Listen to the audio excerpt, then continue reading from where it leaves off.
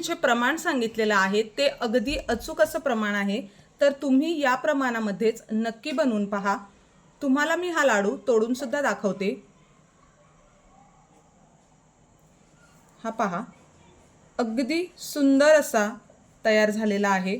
हा पहा, आणि हा खायला सुद्धा तेवढाच चवीचा लागतो। तर तुम्हाला ही रेसिपी आवडली तर नक्की लाईक आणि शेअर करा, चॅनलला सबस्क्राइब करा, बेल आयकॉन हिट करा, म्हणजेच येणाऱ्या नवीन व्हिडिओचं नोटिफिकेशन तुम्हाला मिळत राहील। चला, प्रमाण घेत आहे, हे पाहू शकता तुम्ही। अशा प्रकारे 4 वाटी घेत आहे। तर हे मी आता स्वच्छ धुवून सुकवून घेतलेली आहे आणि ही आता मी भाजून घेणार आहे। तर ही जास्त आहे डाळ, म्हणून मी 2 पार्टमध्ये करून भाजून घेणार आहे, कारण डाळ चांगली भाजली गेली पाहिजे। तर हे पहा, मंद आचेवर अशी भाजून घेणार आहे। इथे तुम्हाला गॅस अजिबात मोठा करायचा नाहीये, मीडियम गॅसवरच भाजून घ्यायची आहे, कारण 5 मिनिटं झालेली आहे तरी अगदी थोडी कच्ची आहे। अजून आपल्याला ही 5 मिनिटं मंद गॅसवर भाजून घ्यायची आहे। तर ही पहा, आपली डाळ अशी भाजून झालेली आहे, तुम्ही पाहू शकता। हे पहा, अगदी याला छोटे छोटे असे डाग आलेले आहेत। हे पहा, डॉट यायला सुरुवात होते म्हणजे भाजल्याचे, म्हणजे ही डाळ आपली आता झालेली आहे। आता आपण ही थंड करायला ठेवूया। तर ही पहा, आपण ही भाजलेली डाळ काढून घेतलेली आहे। तुम्ही पाहू शकता, ही अगदी छान अशी भाजली गेलेली आहे आणि ही आपली कच्ची डाळ आहे। हे पहा, आता तुम्हाला इथे हा अगदी छान असा फरक जाणवेल। हे पाहू शकता, ही आपल्याला भाजलेली डाळ आहे आणि ही कच्ची आहे, म्हणजे तुम्ही पाहू शकता ही अशा प्रकारे आपल्याला ही डाळ भाजायची आहे। इथे डाळ कशी भाजतोय यावर जास्त आपल्या पदार्थाची चव अवलंबून असते। तुम्ही पाहू शकता, डाळ भाजून घेतली होती आणि ते दळून आणलेलं आहे, तर ते हे बेसन आहे। तुम्ही पाहू शकता, इथे हे मी असं थोडंसं रवाळ दळून आणलेलं आहे।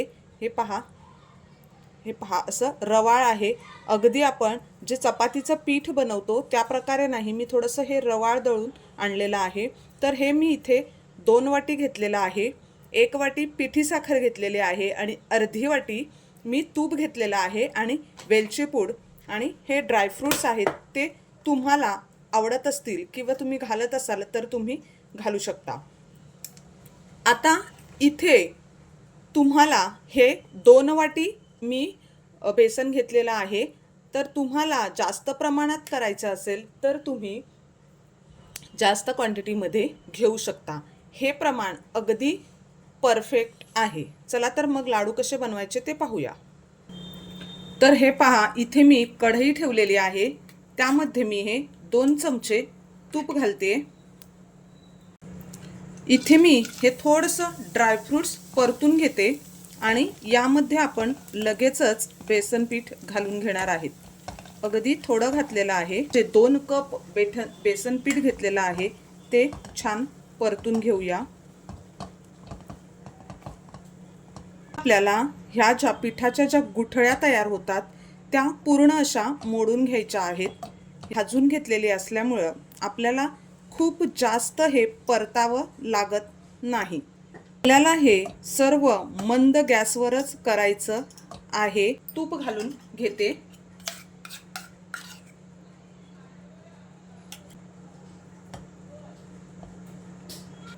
तर हे पहा, मी अगोदर 2 चमचे आणि त्यानंतर 1 चमचा तूप घालून हे छान परतून घेतलेलं आहे। यामधल्या गुठळ्या सुद्धा पूर्णपणे मोडून घेतलेल्या आहेत।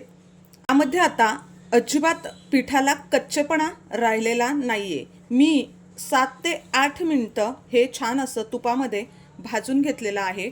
आता गॅस बंद करून घेऊया आणि यामध्ये आपण आता ही पिठी साखर घालूया। मी ही 1 कप घेतलेली आहे, ही यामध्ये घालून घेऊया आणि वेलची पूड सुद्धा घालून घेते। आता हे छान मिक्स करून घेऊया।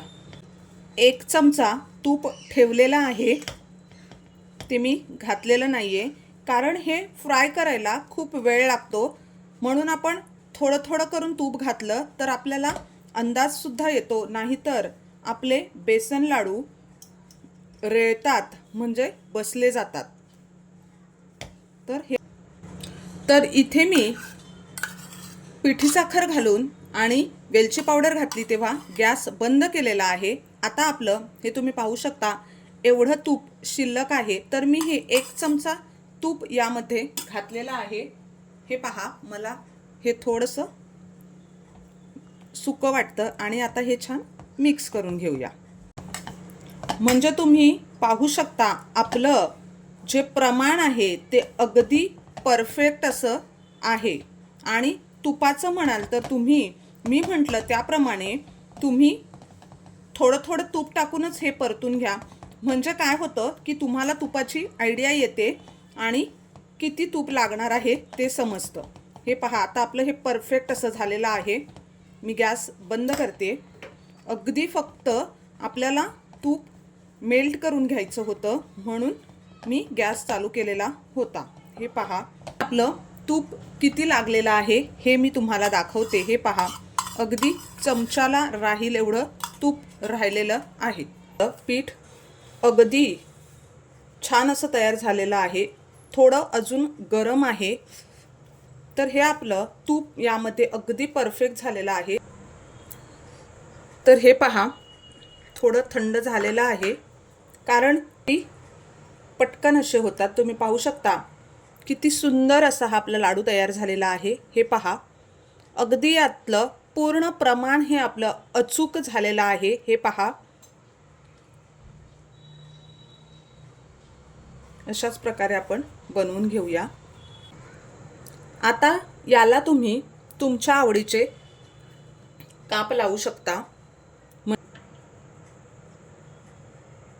तर हे पहा, आपले लाडू किती छान असे तयार झालेले आहेत. तुम्ही पाहू, लाडूला न चिकटणारे असे सुंदर लाडू झालेले आहेत. तुम्ही पाहू शकता आपला ह्या अचूक प्रमाण अगदी आहे. तर तुम्ही सुद्धा अशाच प्रकारे या अचूक प्रमाणामध्ये असे लाडू बनवून पहा.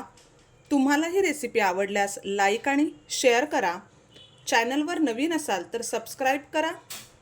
तर इथे माझे हे आपल्या 2 कप पिठामध्ये 15 ते 16 लाडू तयार झालेले आहेत. तुम्हाला किती प्रमाणात हवेत त्याप्रमाणे तुम्ही तुमचं प्रमाण वाढवू शकता. गॅरंटीने सांगते, हे अचूक प्रमाणामध्ये खूप छान असे लाडू बनतात. हे पहा, अगदी सुंदर असा लाडू तयार झालेला आहे. हे पहा, मी नेहमीच म्हणते की अर्चनाच आर्ट ऑफ कुकिंग या चॅनलमध्ये तुमचा पदार्थ कधीच फसणार नाही, हे मी गॅरंटीने सांगते. फक्त तुम्ही जे प्रमाण दिलेलं आहे त्या प्रमाणामध्ये नक्की बनवा. अशाच नवनवीन हटके आणि युनिक रेसिपींसाठी पुन्हा भेटूया. तोपर्यंत मस्त हेल्दी खा आणि स्वस्थ रहा. धन्यवाद.